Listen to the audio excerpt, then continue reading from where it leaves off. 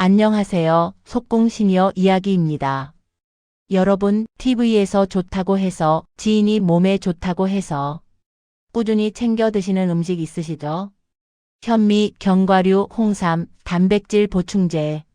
주변에서 이거 몸에 좋대라는 말을 들으면 자연스럽게 챙기게 됩니다. 건강을 지키고 싶은 마음은 누구나 같으니까요. 그런데요. 60대 이후에는 몸의 기능이 조금 달라집니다.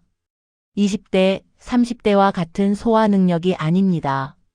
신장, 위장, 혈관 모두 나이의 영향을 받습니다. 약을 드시는 분들은 음식과의 상호작용도 신경 써야 합니다. 기저질환이 있는 분들은 일반인 기준의 건강식이 맞지 않을 수 있습니다. 예전엔 괜찮았던 음식이 지금은 부담이 될 수 있습니다. 오늘은 좋다고 믿었지만 60대 이후엔 조심해야 할 음식을 정확히 알려드리겠습니다. 무조건 끊으라는 이야기가 아닙니다. 내 몸 상태에 맞게 드셔야 한다는 이야기입니다. 첫 번째, 현미입니다.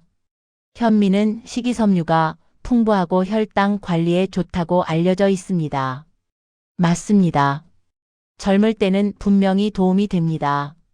하지만 60대 이후에는 소화 기능이 떨어지고 위장 기능도 약해집니다.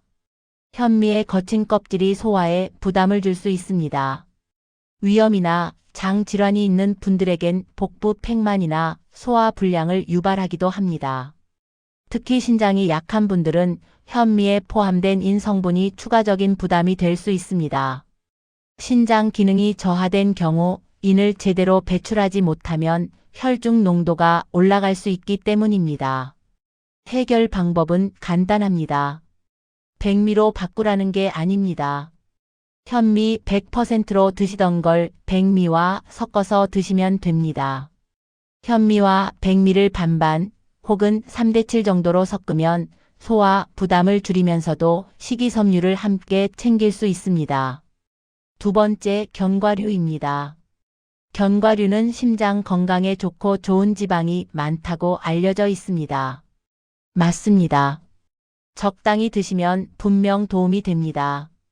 문제는 양입니다. 견과류는 지방 함량이 매우 높습니다. 건강식이라 생각해서 2줌, 3줌 드시는 분들이 많습니다. 특히 고혈압이나 고지혈증이 있는 분들은 칼로리 과다로 체중이 늘 수 있고 신장이 약한 분들은 칼륨 수치가 올라갈 수 있습니다. 하루에 어느 정도가 적당하냐고요? 작은 종이컵으로 3분의 1 정도입니다. 아몬드로 치면 10알에서 15알 정도입니다. 이 정도면 충분합니다. 그 이상은 건강식이 아니라 칼로리 과잉이 됩니다. 또 한 가지, 가염 견과류는 주의하셔야 합니다. 고혈압이 있으신 분은 무염 제품으로 드시는 것이 훨씬 좋습니다. 마트에서 파는 견과류 믹스에는 소금과 설탕이 들어간 제품도 많습니다. 구입하실 때 성분표를 한번 확인해 보세요. 세 번째, 홍삼입니다. 홍삼은 면역력에 좋다고 알려져 있습니다. 꾸준히 드시는 분들이 참 많습니다. 그런데 모두에게 좋은 건 아닙니다. 혈압이 높은 분들 중 일부는 홍삼 섭취 후 혈압이 더 오르는 경우가 있습니다. 또 항응고제나 혈압약을 드시고 계신 분들은 약과의 상호작용 가능성도 있습니다. 평소에 약을 드시고 있다면 꼭 먼저 의사 선생님께 확인하시는 게 좋습니다. 특히 홍삼을 드시고 나서 가슴이 두근거리거나 얼굴에 열이 오른다면 그건 내 몸이 보내는 신호입니다. 그럴 때는 중단하시고 상담을 받으시는 게 안전합니다. 네 번째, 단백질 보충제입니다. 나이 들수록 근육이 감소한다는 이야기 많이 들어보셨죠? 그래서 단백질 보충제를 드시는 분들이 늘고 있습니다. 근육은 분명 중요합니다. 넘어지면 큰일이고 면역력에도 근육이 관련이 있으니까요. 하지만 신장 기능이 약해진 상태에서 과도한 단백질 섭취는 오히려 부담이 됩니다. 단백질을 분해하는 과정에서 신장에 더 많은 일이 생기기 때문입니다. 단백질은 보충제보다 음식으로 먼저 채우는 것이 기본입니다.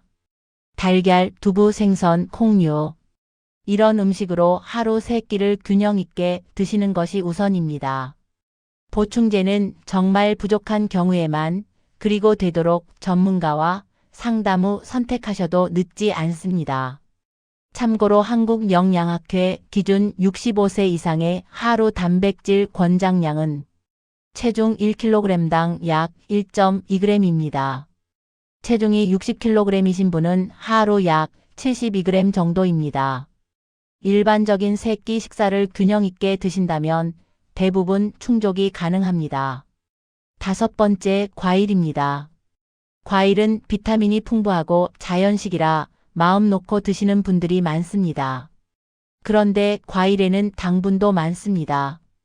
특히 당뇨 전 단계이거나 공복 혈당이 높은 분들은 과일을 많이 드시면 혈당이 급격히 올라갈 수 있습니다. 자연 당이니까 괜찮다는 생각은 위험합니다. 과일의 과당도 혈당에 영향을 줍니다. 하루 한두 번 식후에 적당량을 드시는 것이 좋습니다. 빈속에 많은 양을 드시는 건 삼가시는 게 좋습니다. 어떤 과일이 비교적 혈당에 덜 영향을 주냐고요? 딸기, 블루베리 같은 베리류나 자몽은 상대적으로 혈당 지수가 낮습니다. 반면 수박, 포도, 감 같은 과일은 당도가 높아서 주의가 필요합니다. 물론 이것도 양이 중요합니다. 마지막으로 정리해 드리겠습니다. 음식은 좋고 나쁜 게 정해져 있는 게 아닙니다. 내 나이, 내 질환, 내가 복용하는 약에 따라 달라집니다. 오늘 말씀드린 음식들도 어떤 분께는 전혀 문제 없을 수 있습니다. 하지만 어떤 분께는 조심이 필요한 음식이 될 수 있습니다.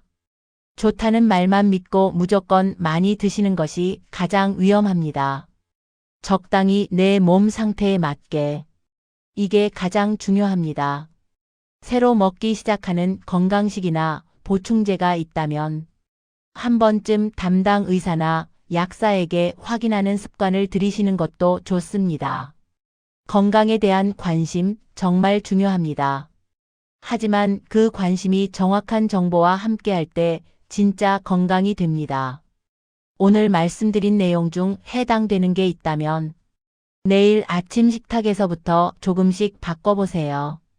작은 변화가 쌓이면 큰 차이가 됩니다. 여러분의 노후 건강은 작은 습관에서 시작됩니다. 오늘 영상이 도움이 되셨다면 구독과 좋아요 부탁드립니다. 속공시니어 이야기는 어르신들의 건강을 지키는 정보로 계속 함께 하겠습니다. 감사합니다.